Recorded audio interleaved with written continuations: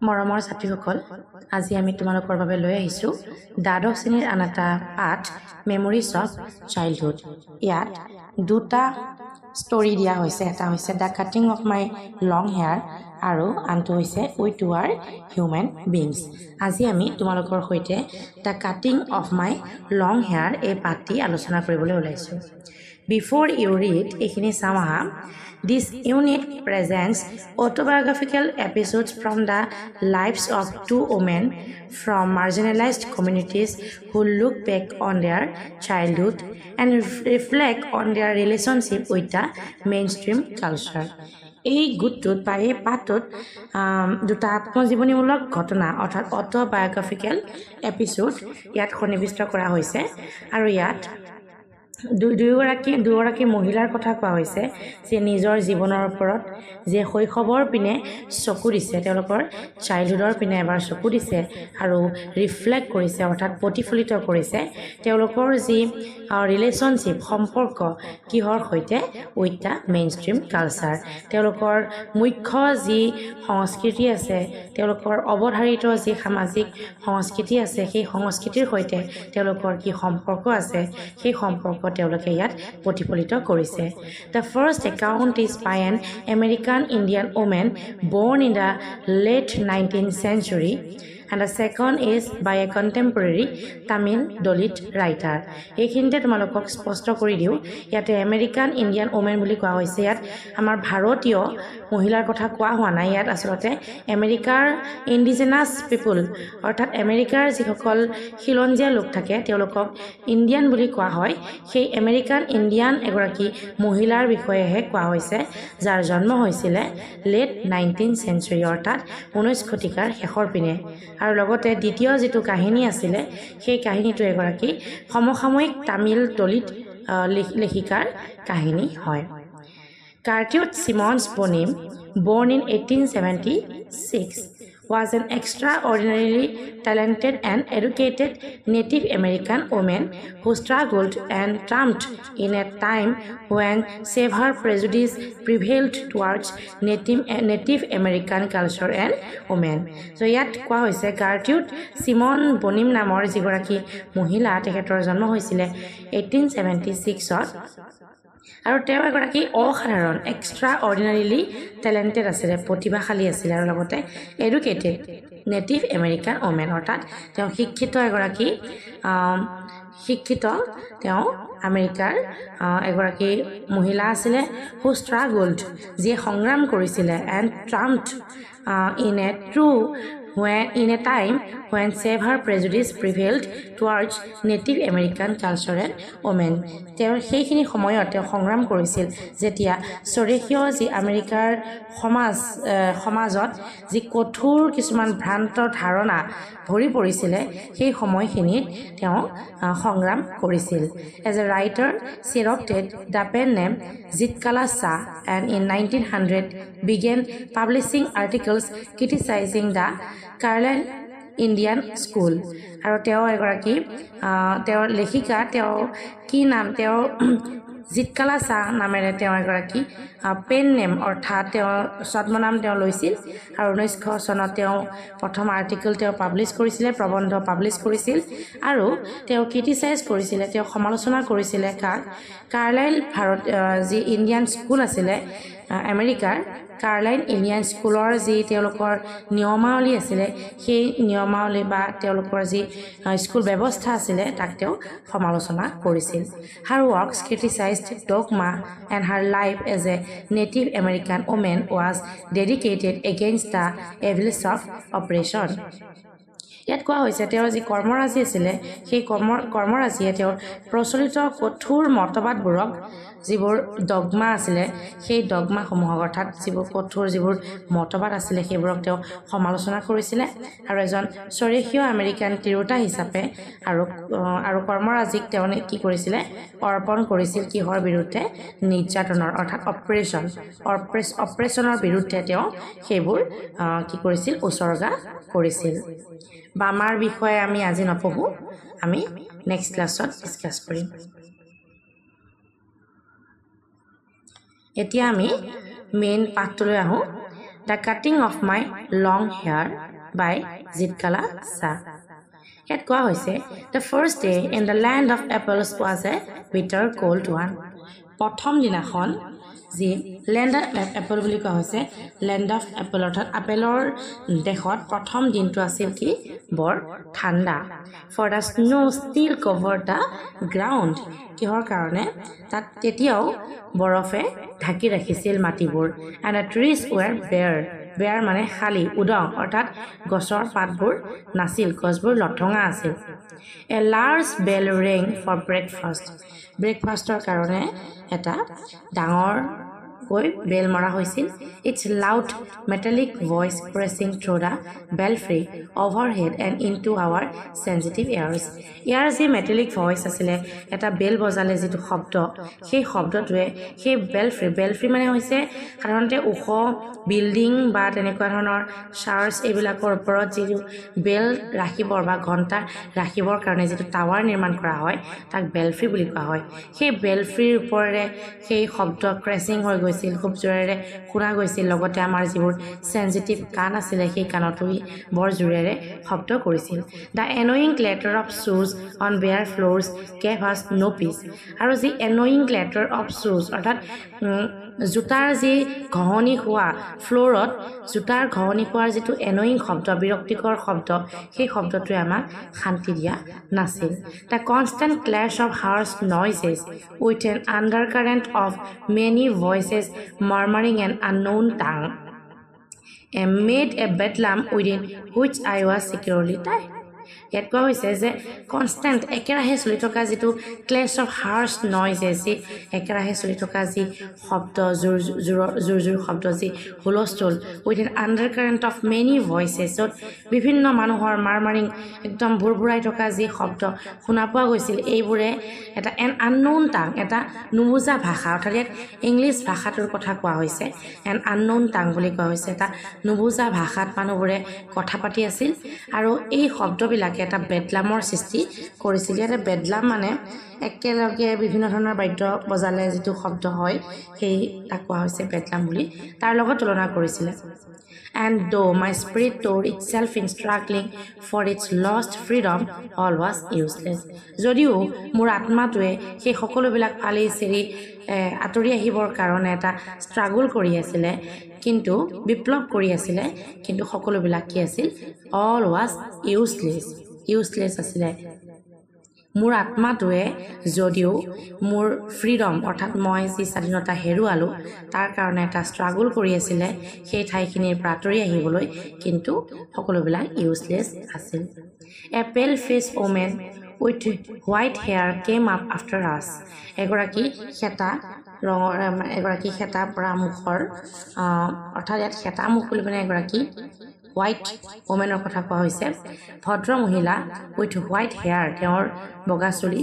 Came up after আছ আমাৰ পিছে পিছে আহিছিল we were placed in a line of girls who were marching into the dining room আমাক ৰখা হৈছিলে এটা লাইনত ছোৱালীবোৰক যিয়ে মাৰ্চিং অৰ্থাৎ শাৰী পাতি গৈ আছিলে কলৈ এটা ডাইনিং ৰুমলৈ গৈ আছিল অৰ্থাৎ একেলগে খোৱা বোৱা কৰা হয় These were Indian girls in stiff shoes and closely clinging dresses. আৰু এই সকলোবিলাক ইণ্ডিয়ান গাৰ্ল আছিলে নেটিভ আমেৰিকান মানে ছোৱালী আছিলে যিসকলক ষ্টিফ শ্বুজ অৰ্থাৎ জোতা পিন্ধাই দিয়া হৈছিলে আৰু ক্ল'জলি ক্লিনজিং ড্ৰেছেছ খুব টাইট এক মানে ড্ৰেছ পিন্ধাই দিয়া হৈছিলে the small girls wore sleeved aprons and shingled hair আৰু যিবোৰ সৰু সৰু ছোৱালী আছিলে তেওঁলোকৰ এপ্ৰনবোৰ আছিলে স্লিপড মানে স্লিপড থকা তেওঁলোকৰ যি এপ্ৰন আছিলে লগতে তেওঁলোকৰ গোটেই চুলিবিলাক কি আছিল ছিংগল অৰ্থাৎ শ্বৰ্ট কৰি চুটি কৰি কাটি দিয়া হৈছিল দ্য স্মল গাৰ্লছ ৱৰ অ'কে তাৰ পাছৰখিনি চোৱা As I walked noiselessly in my soft moccasins, I felt like sinking to the floor. Okay, ইয়াত কৈছে as I walked noiselessly মানে হুলস্থুল নকৰাকৈ যেতিয়া মই in my soft moccasins হৈছে এক লেডাৰৰ এক প্ৰকাৰৰ মানে ফ্লেট জোতা যিবোৰ সাধাৰণতে নেটিভ আমেৰিকান লোকে তেওঁলোকৰ দৈনন্দিন জীৱনত ব্যৱহাৰ কৰে সেই জোতা পিন্ধি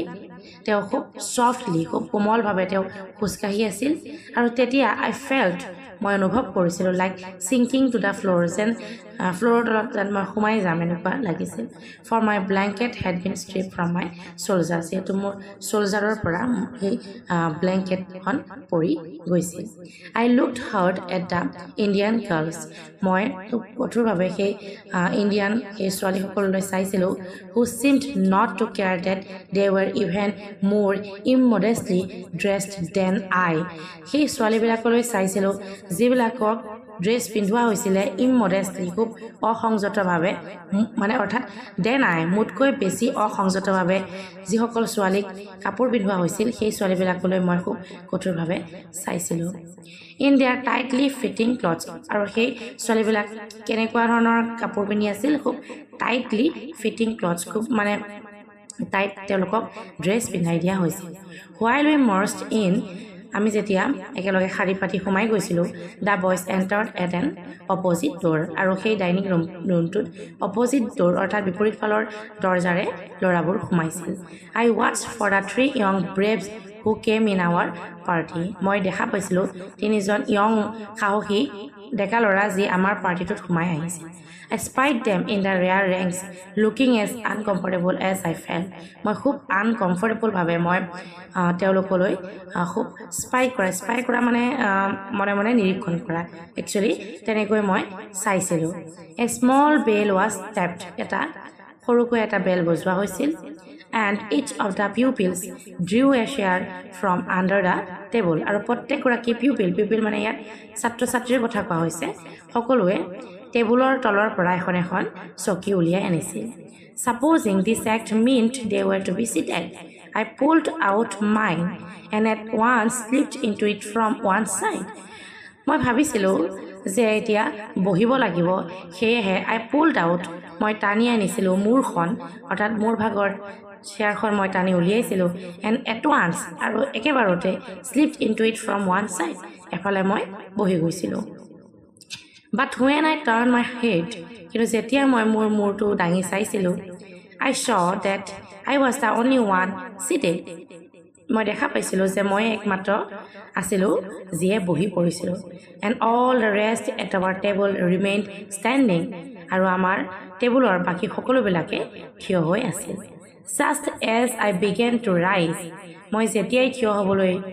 ওলাইছিলোঁ looking shyly around to see how chairs were to be used মই খুব মানে লাজেৰে খুব লজ্জিতভাৱে মই ইফালে চাৰিওফালে চাইছিলোঁ around to see how chairs were to be used কেনেদৰে চকীবিলাক ইউজ কৰা হয় মই চাইছিলোঁ আৰু তেতিয়া এ ছেকেণ্ড বেল ৱাজ চাউণ্ডেড আৰু তেতিয়া এটা দ্বিতীয় বেলটো শুনা পোৱা গৈছিল all were seated at last সৰ্বশেষত সকলোৱে বহিছিল and I had to crawl back into my chair again আকৌ মই পুনৰ মোৰ চেয়াৰখনত মই ক্ৰাউল মানে একচুৱেলি সৰু ল'ৰা ছোৱালীয়ে যেনেদৰে হাত আৰু ভৰিৰে আঁঠুকাঢ়ি যায় চুঁচৰি যায় তেনেদৰে বহাৰ কথা কৈছে সেই চকীখনত তাই বহি পৰিছিল I heard a man's voice at one end of the hall and I looked around to see him মই শুনা পাইছিলোঁ এজন পুৰুষৰ মানে মাত যিয়ে আমাৰ সেই হলটোৰ এটা শেষৰ ফালে তেওঁৰ ভইচটো শুনা পাইছিলোঁ and I looked around to see him আৰু মই সেইফালে চাইছিলোঁ তেওঁক দেখা পাবৰ কাৰণে but all others hung their heads over their plates কিন্তু সকলোবিলাকে মোৰ বাহিৰে আন সকলোৱে তেওঁলোকৰ মূৰবোৰ তেওঁলোকৰ প্লেটৰ ওপৰত ধৰি ৰাখিছিল অৰ্থাৎ ইয়াত কোৱা হৈছে যে প্লেটকেইখন সন্মুখত লৈ প্ৰত্যেকগৰাকী ছাত্ৰ ছাত্ৰীয়ে খুব নম্ৰভাৱে তেওঁলোকে বহি আছিল ইফালে সিফালে চোৱা নাছিল as I glanced at a long chain of tables যেতিয়া মই ইমান দীঘল চেইন অৰ্থাৎ শাৰী সেই টেবুলৰ সেই শাৰী লক্ষ্য কৰিছিলোঁ I caught the eyes of এ পেল ফেচ ওমেন আপন মি আৰু মই দেখা পাইছিলোঁ মই ধৰা পৰিছিলোঁ এগৰাকী খেতা মুখৰ এগৰাকী মহিলাই মোক নিৰীক্ষণ কৰি আছিল অৰ্থাৎ মোক চাই আছিল ইমিডিয়েটলি আই ড্ৰপ মাই আইজ অতি শীঘ্ৰে মই মোৰ চকু বন্ধ কৰিছিলোঁ ৱাণ্ডাৰিং হোৱাই আই was so' keenly watched by the strange woman আৰু মই ভয় খাইছিলোঁ মই আচৰিত হৈছিলোঁ কিহৰ কাৰণে খুব কিনলি খুব মানে নিৰীক্ষণ কৰি আছিলে মোক সেইগৰাকী ষ্ট্ৰেঞ্জ ওমেন অৰ্থাৎ আচৰিত মহিলাগৰাকীয়ে কিয় মোক তেনেদৰে নিৰীক্ষণ কৰি আছিল সেইটো কথা ভাবি মই আচৰিত হৈছিলোঁ দ্য মেন চিজড হিজ মাটাৰিংছ ইয়াতে মাটাৰিংছ মানে হৈছে ইয়াত হুইস্পাৰিং অৰ্থাৎ ফুচফুচনি সেই মানুহজনৰ ফুচফুচনি বন্ধ হৈছিল একচুৱেলি মানুহজনে কি কৰি আছিল প্ৰাৰ্থনা গাই আছিল যিহেতু তেওঁলোক একচুৱেলি খ্ৰীষ্টিয়ান লোক হয় আৰু তেওঁলোকে খোৱাৰ আগত সদায় প্ৰাৰ্থনা কৰে আৰু সেইগৰাকী ব্যক্তিৰ অৰ্থাৎ সেইগৰাকী মানুহৰ প্ৰাৰ্থনা শেষ হৈছিল গতিকে দ্য মেন চিজড হিজ মাটাৰিংছ ইয়াত চিজড মানে হৈছে বন্ধ কৰা ষ্টপ কৰা তেওঁৰ সেই হুইস্পাৰিং বা মাটাৰিংছ বা সেই ফুচফুচনি শব্দ তেওঁ বন্ধ কৰিছিল and then a third bell was tapped আৰু তেতিয়া এটা 3 নম্বৰ বেল এটা কি হৈছিল Everyone picked up his knife and fork and began eating. আৰু সেই বেলটো বজাৰ পাছত প্ৰত্যেকেই তেওঁলোকৰ চুৰিবোৰ উলিয়াইছিল কটাৰী আৰু তেওঁলোকৰ নাইফ এণ্ড ফৰ্ক আচলতে কাটা চামুচ চুৰি যিবোৰ সাধাৰণতে খোৱাৰ সময়ত ব্যৱহাৰ কৰা হয় সেইবোৰ উলিয়াই তেওঁলোকে খাবলৈ আৰম্ভ কৰিছিল I began crying instead for by this time I was afraid to venture anything more I began crying অৰ্থাৎ মই কান্দিবলৈ আৰম্ভ কৰিছিলোঁ instead বিপৰীতে কিহৰ বিপৰীতে for by this time I was afraid to venture anything more ইয়াত venture মানে হৈছে কিবা এটা দুঃসাহসিক কাম কৰা অৰ্থাৎ কিবা এটা দুঃসাহসিক কাম কৰিবলৈ যোৱাৰ আগে মই যেনিবা কান্দিবলৈ আৰম্ভ কৰিছিলোঁ But this eating by formula was not the hardest style in that first day. কিন্তু সেই প্ৰথম দিনটোত কেৱল ফৰ্মুলা মানে হৈছে খুব শৃংখলিতভাৱে বা নীতি নিয়মেৰে বা অনুশাসিতভাৱে যিটো খোৱাৰ প্ৰচেছ সেই ফৰ্মুলাৰে খোৱা প্ৰচেছটোৱে যে সেইদিনাখনৰ দিনটোৰ কাৰণে এটা হাৰ্ডেষ্ট ট্ৰায়েল অৰ্থাৎ আটাইতকৈ কঠোৰ যে এটা ট্ৰায়েল মানে হৈছে এটা পৰীক্ষা সেই পৰীক্ষা আছিল এনেকুৱা নহয় লেট ইন দ্য মৰ্ণিং পিছলৈ ৰাতিপুৱা my friend Judewin gave me a terrible warning সেইদিনাখন ৰাতিপুৱা জুডেইন মোৰ বান্ধৱীগৰাকীৰ নাম কি আছিল জুডেইন সেই জুডেইনে মোক এটা টেৰিবল ৱাৰ্ণিং এটা দি থৈ গৈছিল টেৰিবল মানে খুব ভয়ানক এটা সাৱধানবাণী মোক শুনাই থৈ গৈছিল Judewin knew a few words of English জুডেইনে এটা দুটা শব্দ বা অলপমান ইংৰাজী তেওঁ জানিছিল and she had overheard the pale face woman talk about cutting our long heavy hair আৰু তেওঁ শুনা পাইছিল পেল ফেচ ওমেন অৰ্থাৎ সেইগৰাকী সেটা মুখৰ যিগৰাকী মহিলা আছিল তেওঁ আমাৰ দীঘল আৰু আমাৰ হেভি খুব ডাঠ সেই চুলিবোৰ কাটি পেলোৱাৰ কথা কোৱা তাই শুনা পাইছিল hour mothers had taught us that only unskilled warriors who were captured had their hair shingled by the enemy আমাৰ মাহঁতে আমাক কোৱা শুনিছিলোঁ বা শিক্ষা দিছিল যে ডেট অনলি আনস্কিল্ড ৱাৰিয়ৰ্ছ ইয়াতে আনস্কিল্ড ৱাৰিয়ৰ্ছ মানে হৈছে অপৰিণত যি সৈনিক থাকে যিসকল কেপচাৰ্ড হয় যুদ্ধত যিসকল ধৰা পৰে তেওঁলোকক আচলতে ছিংগলড কৰা হয় অৰ্থাৎ তেওঁলোকক মূৰ খুৰাই দিয়া হয় বাই দ্য এনিমি কোনে খুৰাই দিয়ে সাধাৰণতে শত্ৰুৱে যিসকল অপৰিণত যিসকল সৈনিক থাকে যিসকল ধৰা পৰে যুদ্ধত সেইসকলক শত্ৰুৱে এনেদৰে চুলিবোৰ খুৰাই দিয়ে এমং আৱাৰ পিপল আৰু আমাৰ মানুহৰ মাজত short hair was worn by mourners short hair অৰ্থাৎ চুটি চুলিবিলাক সাধাৰণতে মৰ্নাৰ্ছবিলাক অৰ্থাৎ যিসকলে শোক পালন কৰে অৰ্থাৎ যিসকলৰ ঘৰৰ কোনোবা আত্মীয় ঢুকাইছে যিসকলে শোক পালন কৰে তেওঁলোকেহে চুটিকৈ চুলি ৰাখিছিল and shingled hair by the কাৱাৰ্ডছ আৰু খুৰুৱা চুলি কাৰ আছিল কেৱল ভয়াতুৰ সকলৰহে আছিল এইখিনি ইম্পৰ্টেণ্ট তেওঁলোকৰ মতে তেওঁলোকৰ যিটো ৰিচুৱেল তেওঁলোকৰ যিটো কাষ্টম বা তেওঁলোকৰ মাহঁতে যি শিক্ষা দিছিল সেইমতে আচলতে শ্বৰ্ট চুলিবিলাক কাৰ থাকে কেৱল মৰ্নাৰ্ছবিলাক অৰ্থাৎ যিবিলাকে শোক পালন কৰে তেওঁলোকৰহে চুটি চুলি থাকে আৰু যিবিলাক সাধাৰণতে কাৱাৰ্ডছ হয় যিবিলাক ভয়াতুৰ হয় যিবিলাক সৈন্য যুদ্ধত ধৰা পৰে তেওঁলোকৰ চুলিবোৰহে খুৰাই দিয়া হয় We discussed our fate some moments. আমি আমাৰ ভাগ্যৰ বিষয়ে অলপ সময় আলোচনা কৰিছিলোঁ and when Judein said আৰু যেতিয়া মোৰ বান্ধৱী জুডেইনে কৈছিল we have to submit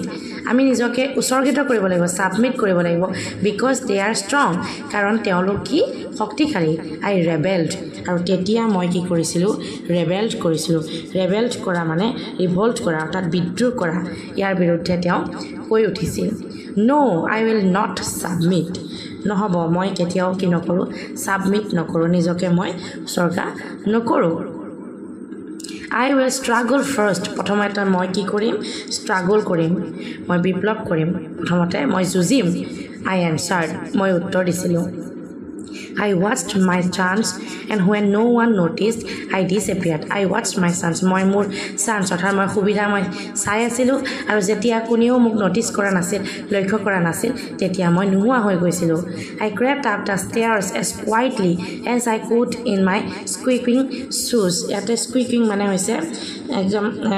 swelling অৰ্থাৎ চিচিয়নি অৰ্থাৎ জোতাৰ যিটো এটা শব্দ ওলায় সেই শব্দটো নোহোৱাকৈ আনকি মই ষ্টেয়াৰ্ছৰ অৰ্থাৎ খটখটিৰে মই ওপৰলৈ উঠি গৈছিলোঁ যিমান পাৰোঁ সিমান মানে সাইলেন্টলি অৰ্থাৎ quietly my moccasins had been exchanged for shoes my moccasins had been exchanged for shoes মোৰ moccasin অৰ্থাৎ যি মোৰ লেডাৰৰ যি মোৰ আছিলে সেই এক্সচেঞ্জ কৰা হৈছিলে for shoes অৰ্থাৎ জোতাবিলাকৰ কাৰণে তেওঁলোকক তাৰে জোতা দিয়া হৈছিল among the hall I passed along the hall I passed মই যেতিয়া হল পাৰ হৈ গৈছিলোঁ without knowing whether I was going তেতিয়া মই নিজেই গম পোৱা নাছিলোঁ একচুৱেলি মই কলৈ গৈ আছিলোঁ turning aside to an open door আৰু মই দেখা পাইছিলোঁ এফালে এখন door এখন কি হৈছিল খুল খাই আছিল এখন দৰজা মানে মেলি থোৱা দেখা পাইছিলোঁ I found a large room with 3 white beds in it মই এটা ডাঙৰ কোঠালি পাইছিলোঁ য'ত ডাঙৰ চাৰিখন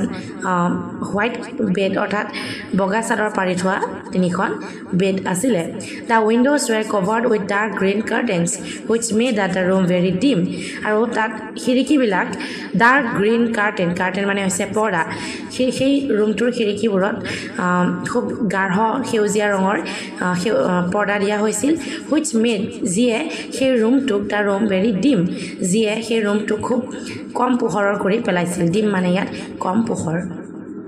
thankful that no one was there আৰু মই ধন্যবাদ যে সেই ৰুমটোত কোনো নাছিল I directed my steps toward the corner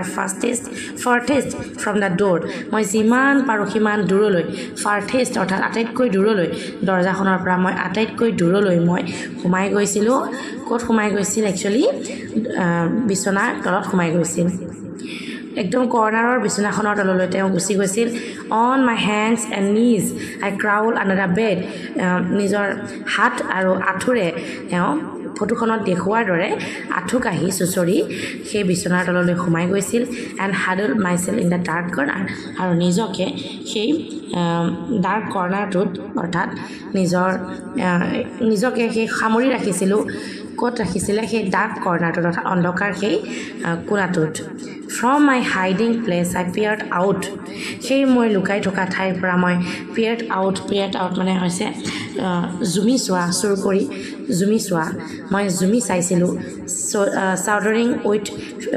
fear whenever I heard footsteps nearby যেতিয়াই মই ফুটষ্টেপৰ শব্দ শুনা পাইছিলোঁ তেতিয়াই মই এক শাৰীৰিক মানে হৈছে শেকিং অৰ্থাৎ জোকাৰ খাই উঠা খুব ভয়ত মই কি হৈছিল অৰ্থাৎ জোকাৰ খাই গৈছিলোঁ যেতিয়াই মই মোৰ ওচৰত ফুটষ্টেপ অৰ্থাৎ ভৰিৰ খোজৰ শব্দ মই শুনা পাইছিলোঁ তেতিয়াই মই কঁপি উঠিছিলোঁ though in the hall loud voices were calling my name and I knew that even Judean was searching for me যেতিয়া মই শুনা পাইছিলোঁ সেই ডাঙৰ হলটোত কি কৰিছিল মোৰ নামটো জোৰে জোৰে মাতি আছিল আৰু লগতে মোৰ সেই বান্ধৱী জুডেইনেও মোৰ নামটো মানে মাতি থকা শুনা পাইছিলোঁ I did not open my mouth to answer তথাপি মই মোৰ মুখখন খোলা নাছিলোঁ উত্তৰ দিবৰ কাৰণে Then the steps were quickened and the voices became excited তাৰ পাছত সেই steps বিলাক সেই মানুহখিনিৰ ভৰিৰ খোজবোৰ খুব কুইকেন খুব ফাষ্ট মানে হৈ গৈছিল আৰু লগতে তেওঁলোকৰ ভইচ বিলাক এক্সাইটেড হৈ গৈছিল খুব মানে তেওঁলোকে খুব এক্সাইটমেণ্টত অৰ্থাৎ খুব জোৰেৰে তেওঁলোকে মোক মাতি থকা মই শুনা পাইছিলোঁ The sounds came nearer and nearer আৰু সেই শব্দবোৰ খুব ওচৰলৈ আৰু ওচৰলৈ আহি আছিল women and girls entered the room women সেই মহিলাসকল আৰু লগতে ছোৱালীবোৰেও মোক বিচাৰি আছিল আৰু তেওঁলোকে সেই ৰুমটোত সোমাই গৈছিল I held my breath মই আনকি মোৰ শ্বাস প্ৰশ্বাস মই বন্ধ কৰি ৰাখিছিলোঁ and watched them open closed doors and peep behind large trunks সেই ৰুমটোত ডাঙৰ ট্ৰাংক বক্স আছিলে বাকচ আছিলে সেই ডাঙৰ বাকচবিলাকৰ পিছফালৰ পৰা মই দৰ্জাখনলৈ সেই অপেন ক্লোজেড ডোৰ্ছ অৰ্থাৎ একদম ওচৰত থকা সেই দৰ্জাৰ ফালে মই জুমি চাইছিলোঁ someone threw up the curtains কোনোবাই সেই কাৰ্টেন্সবিলাক দাঙি দিছিল অৰ্থাৎ পৰ্দাবিলাক দাঙি দিছিল and the room was filled with sudden light আৰু হঠাৎ সেই ৰুমটো পোহৰেৰে ভৰি পৰিছিল what caused them to stoop and look under the bed I do not know কিহে তেওঁলোকক সেই তললৈ চাবলৈ stoop মানে হৈছে bend down হোৱা অৰ্থাৎ তললৈ হালি যোৱা অৰ্থাৎ মূৰ দুৱাই চোৱা কিহে তেওঁলোকক মূৰ দুৱাই তললৈ চাবৰ কাৰণে তেওঁলোকক কৈছিল সেইটো মই আচলতে বুজি নাপালোঁ I remember being dragged out